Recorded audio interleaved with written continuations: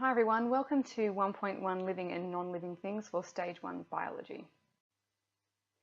In terms of what the SACE board wants us to understand scientifically about living and non-living things, we need to know that living things are distinguishable from non-living things, and we have to be able to have the skill to compare the characteristics of living and non-living things.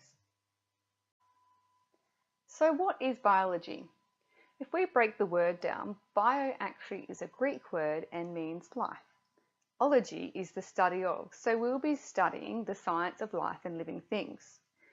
In our study, we will start with the very small cell and build our knowledge and understanding through to the ecosystem dynamic and biodiversity level. Living things perform life processes. Life processes include movement, metabolism, respiration, growth, reproduction, responding to stimuli, and excretion. A non-living thing, such as a material object or a deceased organism, is incapable of performing all of the life processes. Movement is a life process where an organism changes its position over time.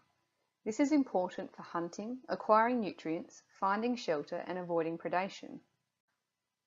Metabolism is the chemical reactions that occur in the cells of living things to ensure the organism stays alive. Nutrients are the molecules that are either broken down or used in chemical synthesis. Organisms can gain nutrients from a range of sources. Metabolism happens in two major ways, either the chemical breakdown of molecules to release energy, or the synthesis or combining of molecules for growth and repair. Organisms require sustained energy for the maintenance of life processes. The energy comes from nutrients such as glucose that is obtained from food and other sources. Respiration is the process through which energy is extracted from nutrients. There are two main types of respiration. Aerobic respiration, which is in the presence of oxygen, and anaerobic respiration, which is in the absence of oxygen. We will go into further detail about this in another unit.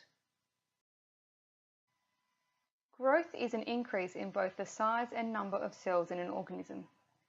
In multicellular organisms, where they're made of many cells, growth is an internal process that increases the number of cells in the organism. In a unicellular organism, growth is an increase in the number of cells in the population, and this is done through a process called cell division. Reproduction is the process where parents produce new individual organisms called offspring. There are two forms of reproduction: asexual and sexual reproduction.